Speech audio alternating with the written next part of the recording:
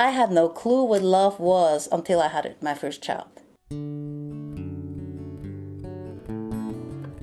I had my kids and I thought, how do you do this? How do you parent these kids so they're ready for this so fast moving world?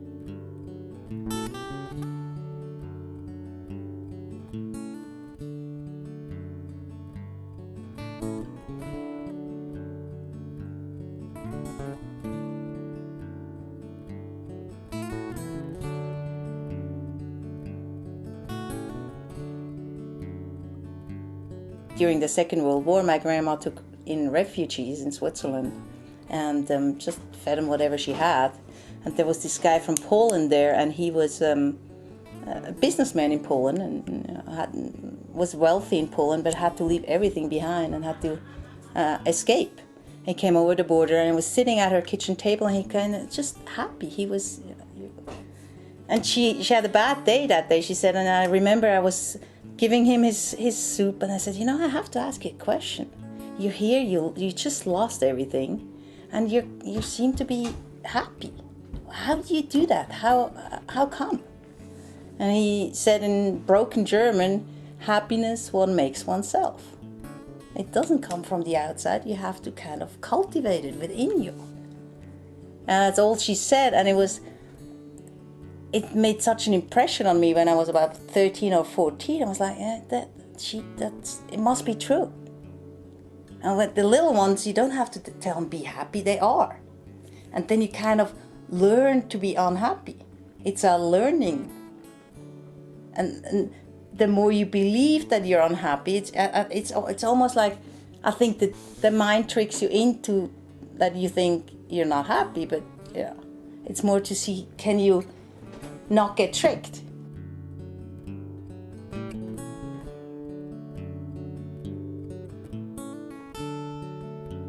Most of the time it doesn't tell you good things. It tells you what you have to do and all the things you don't do right. Oh, I wonder if I was too harsh on her. Oh, I wonder if I should tell, do I crush her little spirit if I do that now? It's that your mind is constantly telling you what you're not doing right. And if you keep on listening to it, it's gonna win. Hi. Can you give them a strong emotional intelligence? So no matter what, you don't know what life is going to offer you. You don't know what's going to come along your way. But can you strengthen somebody's system to the point where they can respond much more than react? Where it's not such a personal event no matter what happens.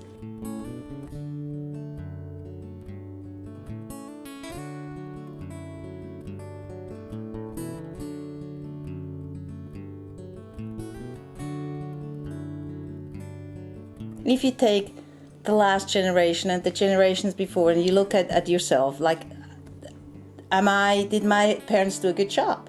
I think they did a tremendous job. Because I am happier than they ever were.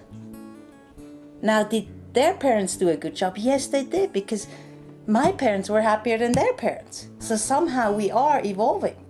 And all we want is bringing it a step further. People are doing a lot of things right. Parents are doing the best and they're succeeding.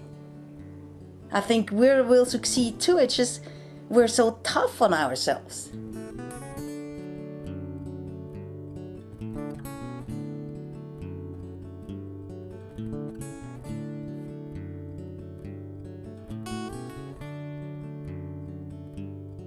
Until about the age of 2, your moms love their children and dads too, unconditionally, no matter what.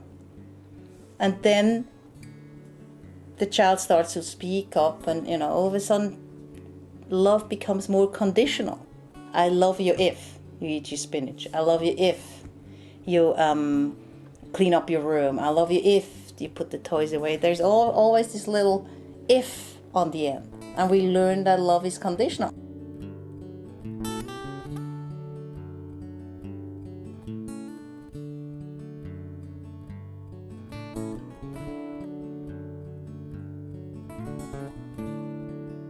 There's no condition to love. True love is completely unconditional. But I think the connection between mom and child can remain unconditional. I still love all my children unconditionally. my 18-year-old as much as my 5-year-old. And somehow that was my goal, is can I keep that going? Because with my parents, I wasn't able to, from my side. It became conditional, and still, yes, I love them, but it's easier from a distance. Or so how to keep that unconditioned, and that takes a certain training.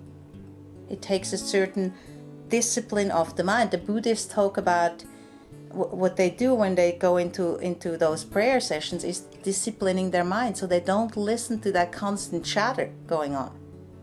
They do it through prayers.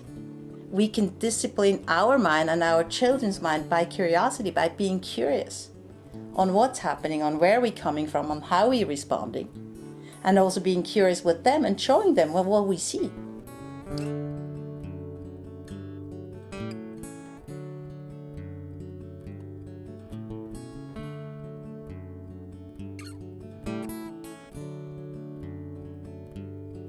That's everything.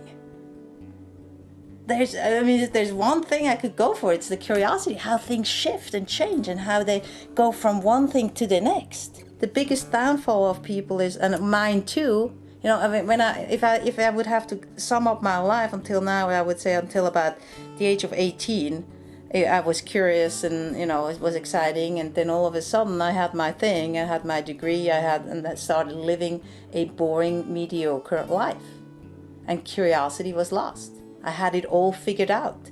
Knowledge replaced curiosity. And then somebody broke my bubble.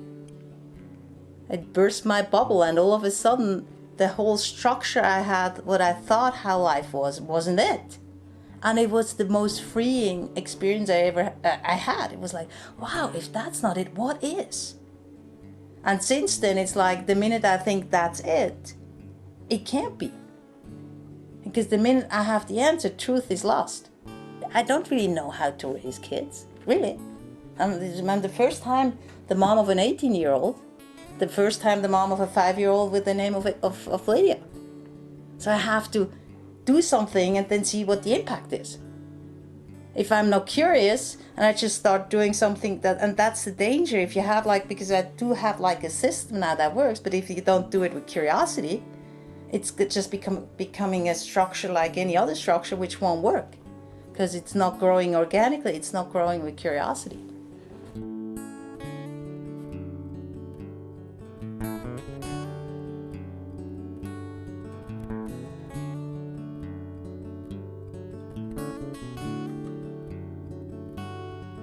To bring peace to the world, you have to start at the homes. That's why I think it's such a big task. In order to get into the homes and make them happier places for people, can show them how they can make it happier places for themselves, and that's going to go out. That's going to be the big result. You could change the world. If the world is going to change, it's going to come out of that. It's going to come out of more happiness out in the individual homes.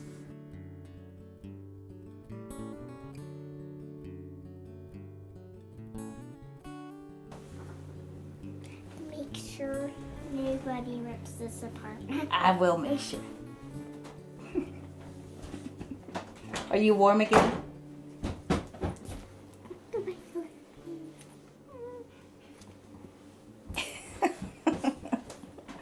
How can you not love this? You know, it's like everything about it.